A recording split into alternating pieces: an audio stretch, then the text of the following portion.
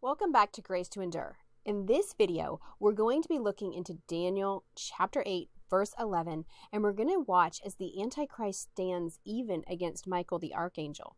And then we're going to explore other biblical passages to find out what Michael's response is.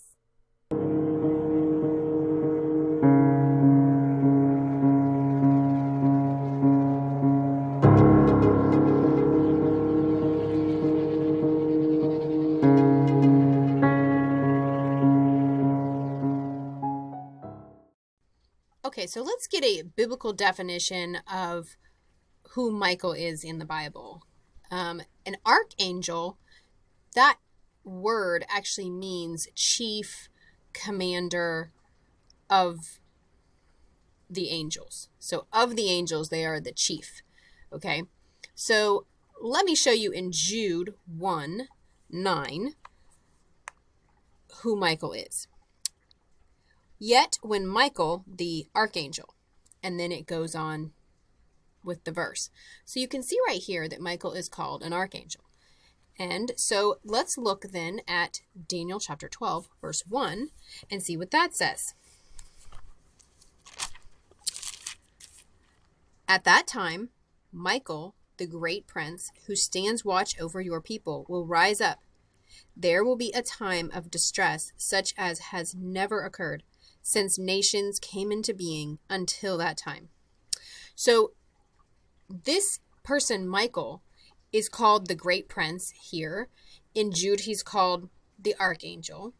And we see that he is keeping something from happening by being where he is. And then when he rises up, it causes something to happen that is terrible. Great distress will come. Now, turn to 2 Thessalonians 2, 6 through 8, and I want to show you what it is that Michael is restraining. Verse 6, and you know what currently restrains him, speaking of the Antichrist in the context, so that he will be revealed in his time. So the Antichrist will be revealed at the right time. And when will that be? Verse 7. For the mystery of lawlessness is already at work, but the one now restraining will do so until he is out of the way. That sounds a lot like how he rises up. So he rises up, and then absolute distress comes, like never before on the earth.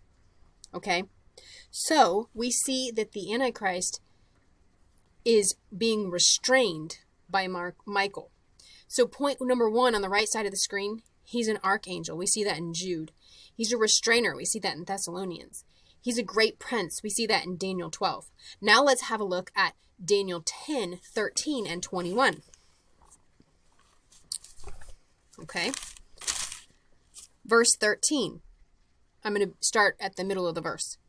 Then Michael, one of the chief princes. Okay, so we see he's right here called chief prince. Once again, it's what an archangel is. Okay, then look at 21b. No one has the courage to support me against those princes except Michael, your prince. Okay, so he's once again called this. Now let's look at chapter 8, verse 25, near the end.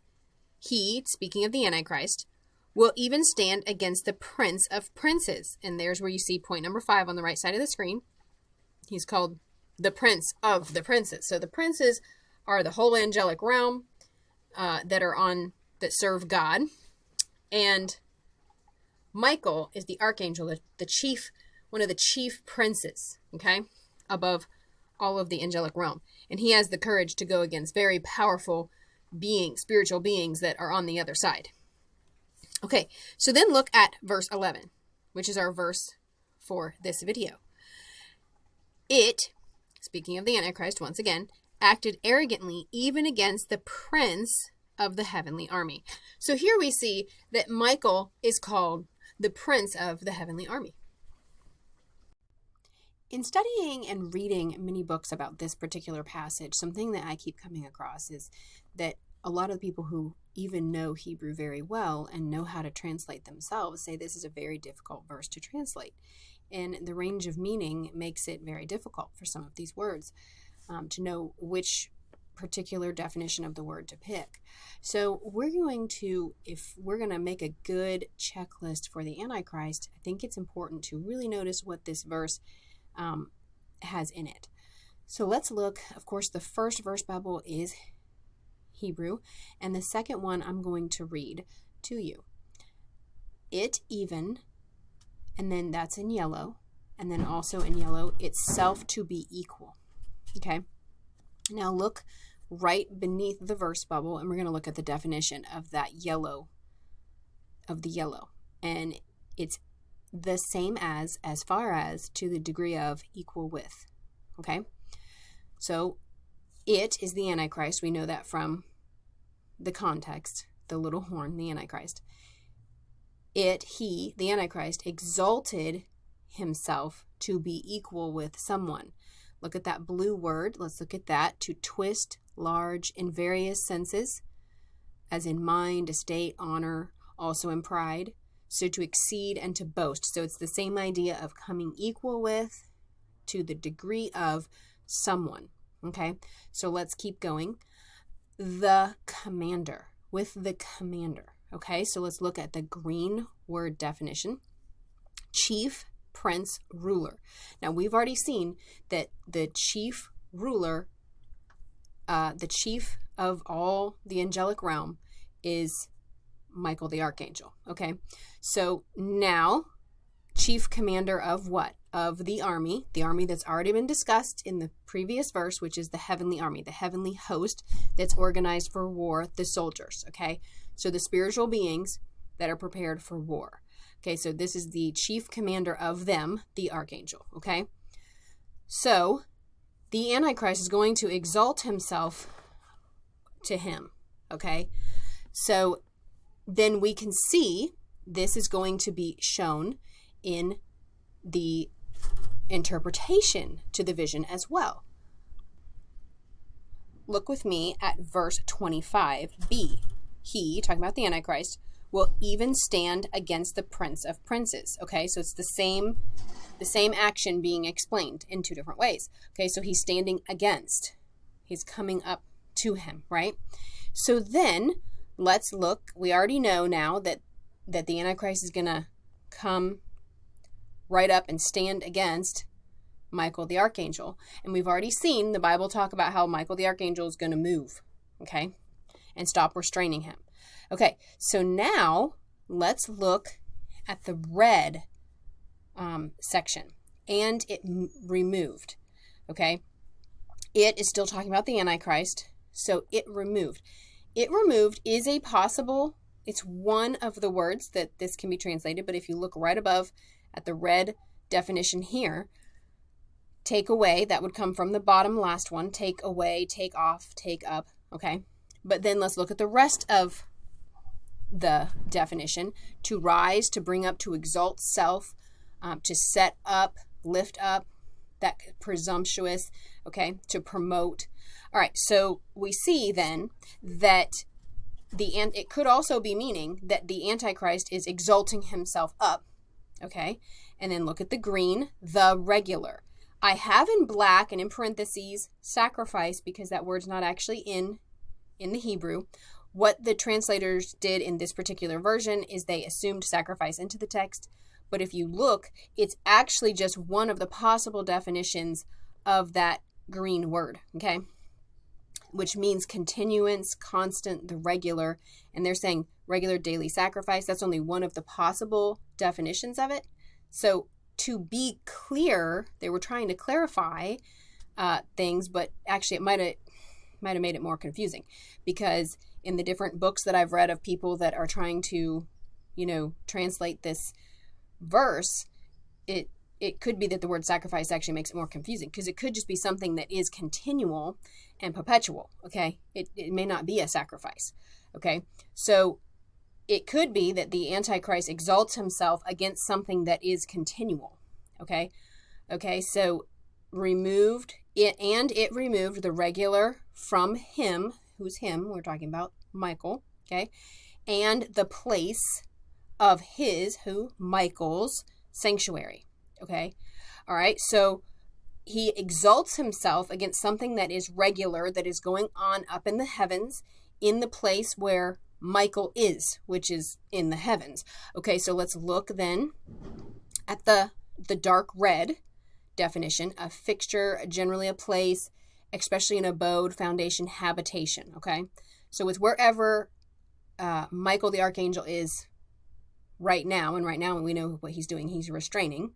Okay, so wherever he is and doing that right now, that he has been doing for a long time, okay, is no longer done.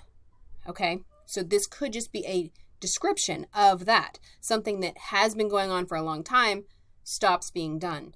Okay, so then let's look at the orange, and this is again just a holy place, a sanctuary, okay. So again, it's just where Michael is now, that place. Okay, and then let's lastly look at that purple, the purple definition. Okay, well, the definition for the purple word: to throw out, down, away, hurl, pluck, or throw. Okay, so there is something that is either stopped or acted against in some way. Okay, so this then could be read a little bit differently, right? Now, if you look at different translations, which I would really encourage you to do, and go and see the different ranges of meaning, and just add this to your Antichrist checklist, including the different meanings and definitions of these words, because we do not know, and I don't think we can be dogmatic as to exactly what's going to go on in the heavens, but we need to have all of this language on our checklist so that we can just do a better job watching and waiting. Look on the left side of your screen, and let's make a list of the things that the Antichrist does to Michael.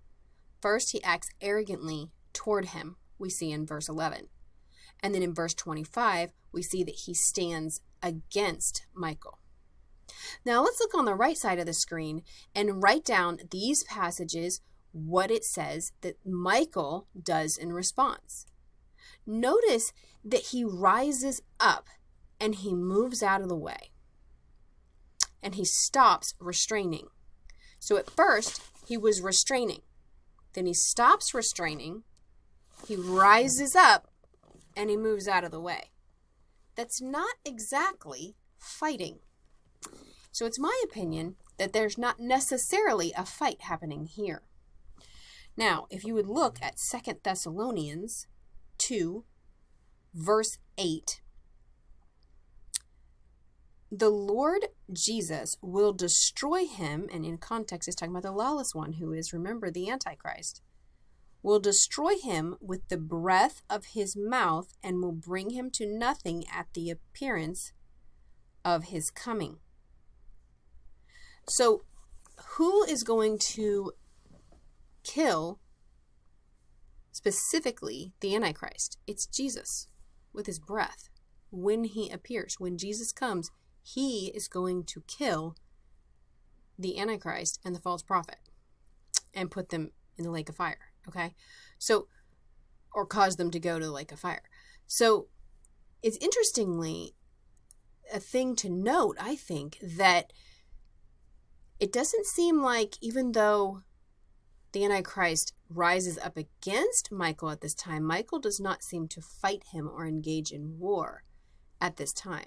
That is going to be Jesus's job at the coming of Jesus.